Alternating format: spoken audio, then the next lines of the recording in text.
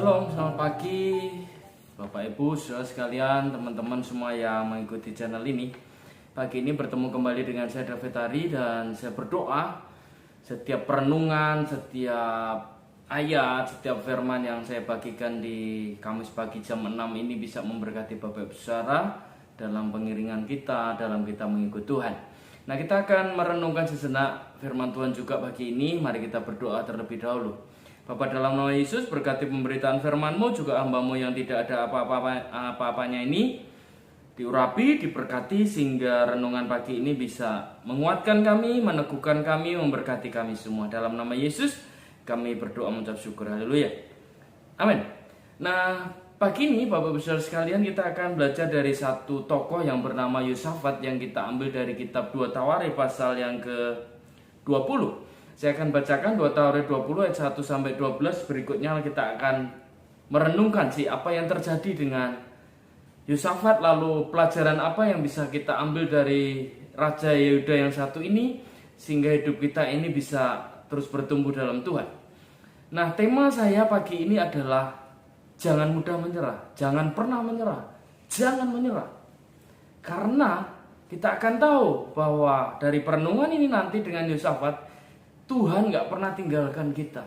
Tuhan selalu menyertai kita. Tuhan selalu memberkati kita. Sekali lagi tema kita pagi ini adalah jangan menyerah, jangan pernah menyerah, jangan mudah menyerah. Mari kita lihat 2 Tawarikh 20 ayat 1 firman Tuhan. Saya akan bacakan ayat 1 sampai 12 dengan cepat. Selanjutnya kita akan merenungkan pelajaran yang bisa kita ambil dari perikop ini. Setelah itu Bani Moab dan Bani Amon datang menyerang melawan Yosafat bersama-sama sepasukan orang Meonim. Datanglah orang memberitahukan Yosafat, suatu laskar yang besar datang dari seberang laut Asin, dari Edom menyerang tuanku. Sekarang mereka di Hazezon Tamar, yaitu En-Gedi. Ayat 3. Yosafat menjadi takut setelah mendengar berita itu, lalu mengambil keputusan untuk mencari Tuhan. Sebagai raja, dia memiliki otoritas, lalu apa yang dia kerjakan? Ia menyerukan kepada seluruh Yehuda supaya berpuasa. Dan Yehuda berkumpul untuk meminta pertolongan daripada Tuhan. Menarik sekali ini. Mereka datang dari semua kota di Yehuda untuk mencari Tuhan. Perhatikan poin ini, luar biasa. Lalu Yosafat berdiri tengah jemaah Yehuda dan Yerusalem di rumah Tuhan, di muka pelataran yang baru itu, dan berkata, "Ya Tuhan, Allah nenek moyang kami, bukankah Engkau Allah di dalam surga? Bukankah Engkau memerintah atas segenap kerajaan bangsa?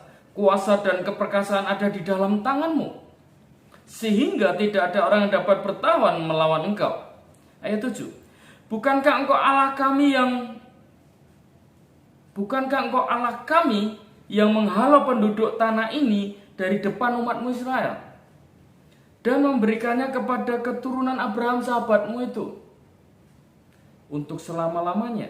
Lalu mereka mendiami tanah itu dan mendirikan bagimu tempat kudus untuk namamu.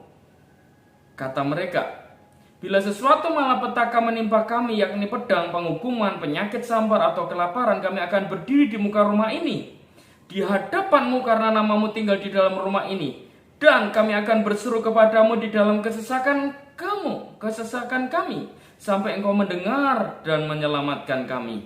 Sekarang lihatlah, Bani Amon dan Moab, orang-orang dari pegunungan Seir ini. Ketika orang Israel datang dari tanah Mesir, engkau melarang mereka masuk ke negerinya. Oleh sebab itu mereka menjauhinya dan tidak memusnahkannya. 11. Lihatlah sebagai pembalasan, mereka datang mengusir kami dari tanah milik yang telah engkau wariskan kepada kami. Ayat 12, bagian terakhir yang dari perenungan kita pagi ini. Ya Allah kami, tidakkah Engkau akan menghukum mereka?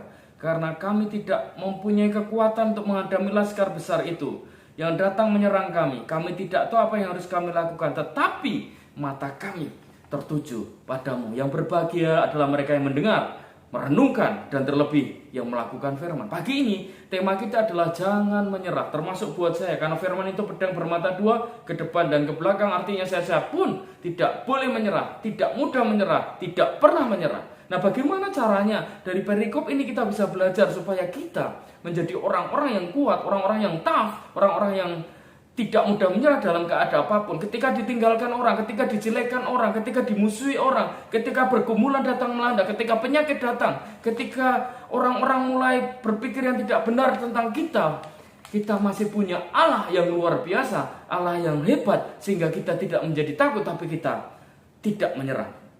Bagaimana caranya untuk kita nggak menyerah? Bagian pertama, ayat 2 tadi, ada orang memberitahukan kepada Yosafat tentang berita bahwa ada musuh yang datang.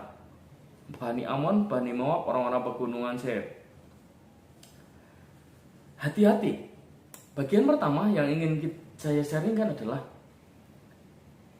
hati-hati dengan apa yang kau dengar. Hati-hati dengan apa yang saya dengar. Walaupun itu fakta, kita harus punya filter, kita harus punya tameng supaya berita itu nggak membuat kita takut. Yosafat mendengar berita itu lalu menjadi takut. Saya tidak tahu apakah beritanya ini dibumbui, karena orang-orang sekarang ini pintar membumbui berita, kemudian ditambah-tambahin jika menjadi berita hoax yang berlebihan.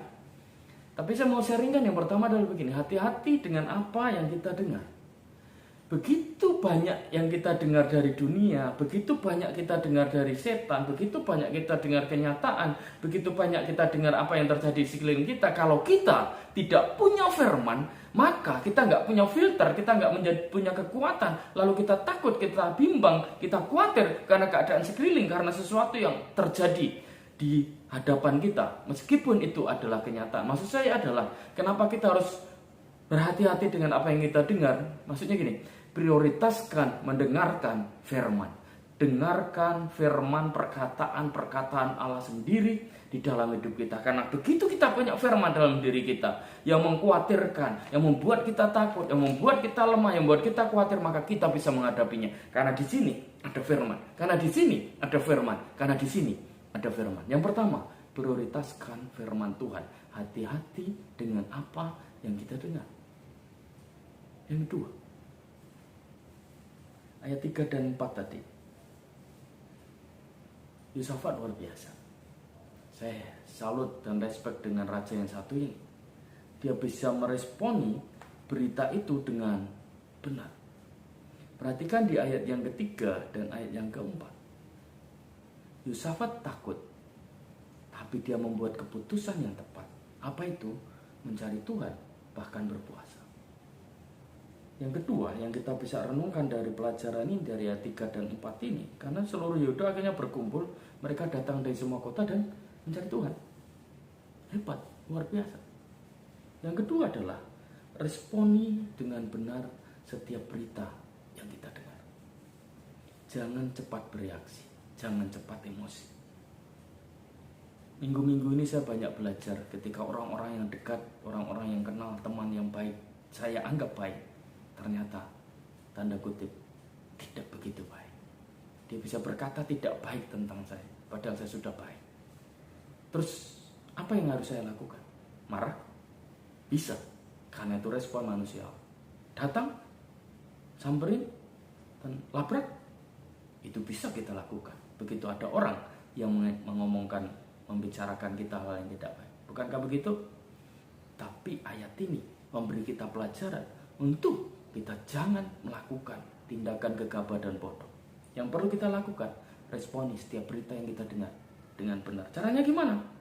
Dengar dulu, pertimbangkan dulu dengan pikiran, dengan hati. Pikirkan apa yang harus kita lakukan, baru kita bertindak. Keputusan Yosafat adalah cari Tuhan. Dan itu pelajaran yang saya belajar dan menjadi perenungan kita pagi ini. Begitu ada orang ngomongin saya tidak baik, begitu orang berbicara hal ini dan itu dengan saya tidak baik, tentang saya dan sebagainya, yang saya lakukan adalah cari Tuhan. Caranya gimana? Berdoa. Caranya gimana? Firman. Bahkan kalau perlu puasa seperti Yosafat. Itu respon yang benar. Jangan labrak, jangan belas dengan perkataan yang tidak baik. Jangan kutuki, jangan sumpahi. Hati-hati mulutmu berkuasa. Tidak baik engkau mengatakan sesuatu yang jahat untuk sesamamu. Berkati, ampuni, dan jalan terus. Jangan menyerah. Kalau kata pepatah itu, anjing menggonggong, kafilah tetap berlalu. Ya jangan anggap mereka anjing, tetapi itu sebuah ilustrasi, sebuah gambaran supaya jangan takut dengan omongan, jangan takut dengan perkataan, jalan terus, maju terus, pantang mundur. Siapa sih nggak punya masalah? Iya, maju terus, hadapi. Yang ketiga, ayat 9. Luar biasa perenungan pagi ini. Saya berdoa Anda juga diberkati ya. Ayat 9 menarik sekali. Ketika malapetaka, bila sesuatu pedang, penghukuman, penyakit, sampar, kelaparan datang, kami akan tetap berseru kepadamu di dalam kesesakan kami, sampai engkau mendengar dan menyelamatkan kami. Ketika tantangan, ketika pergumulan, ketika sakit, ketika orang-orang yang tidak suka dengan kita, ketika orang tidak senang dengan kita, yang terus kita perlu lakukan adalah tetap mencari Tuhan. Ingat ya, kita tidak dipanggil untuk menyenangkan banyak orang, untuk menyenangkan semua orang, no. Tapi kita untuk mengasihi semua orang, melayani semua orang. Kalau saya pikir, kalau Anda mau dijelekin saya, kalau saya silahkan, tidak apa-apa. Saya memberkatimu, saya mengasihimu. Karena kenapa? Alkitab berkata bahwa kebenaran itu akan muncul seperti terang pada waktunya Tuhan. Hati-hati kalau engkau berurusan dengan sesamamu yang itu adalah ciptaan Tuhan. Karena begitu engkau menjelekan sesamamu, engkau menjelekan pencipta sesamamu, karena dia diciptakan oleh Tuhan. Pertama, hati-hati dengan apa yang kita dengar. Prioritaskan dengan firman. Yang kedua, respon dengan benar. Jangan salah, jangan gegabah, jangan bodoh. Yang ketiga, tetap terus cari Tuhan walaupun masalah itu beruntun, pergumulan itu datang terus. Yang terakhir adalah, dari pelajaran ini kita bisa melihat bahwa ayat yang ke-12 bagian terakhir dikatakan begini. Tidakkah engkau akan menghukum mereka Tuhan musuh-musuh itu kan doa dalam pergumulan. Bagian B, 2 Tawarik 20-12. Kami tidak tahu apa yang harus kami lakukan, tetapi mata kami tertuju padamu. Kami tidak tahu apa yang kami lakukan, tapi mata kami tertuju padamu. Artinya apa? Bagian yang keempat ini adalah tetap fokus sama Tuhan. Tetap fokus cari Tuhan. Tetap fokus kepada Tuhan yang menyelesaikan masalah, jangan fokus dengan masalah kita. Ini perenungan yang luar biasa. Ini masalah buat mereka, ini pergumulan buat mereka, tantangan kepada mereka. Tapi begitu mereka berdoa, mereka berkata, aku akan tetap fokus kepadamu, mataku akan tetap tertuju kepadamu. Mataku tertuju padamu, segenap hidupku ku serahkan padamu.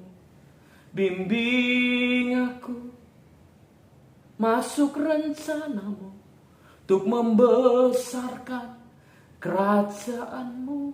Matanya tetap fokus. Fokusnya ke kerajaan Tuhan, fokusnya kemuliaan Tuhan, fokusnya adalah Tuhan disenangkan.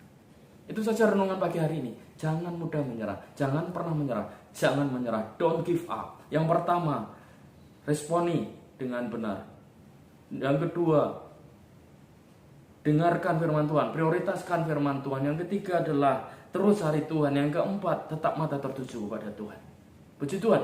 Itu saja saya berdoa pagi ini bisa memberkati Anda semua. Mari kita berdoa. Bapa, dalam nama Yesus, berkati pemberitaan firman-Mu, gak pernah kembali sia-sia. Berhasil dengan apa yang Tuhan suruhkan. Pagi ini kami punya kekuatan baru, kami punya semangat baru. Kami tidak pernah menyerah, kami tidak mau menyerah, kami gak akan menyerah. Orang boleh bilang apa saja, setan boleh intimidasi kami apapun dengan masa lalu kami. Masalah boleh datang bertubi, mata kami tetap tertuju kepada Tuhan kami. Berkati semua yang menyaksikan channel ini, sepanjang hari ini, sepanjang minggu ini, sepanjang tahun diberkati oleh Tuhan. Dalam berkat nama Yesus yang tidak pernah meninggalkan kami berdoa, kami mengucap syukur. Haleluya, amin. Puji Tuhan, saya David Hari, selamat beraktivitas Bapak Ibu Saudara sekalian yang diberkati oleh Tuhan dan Shalom.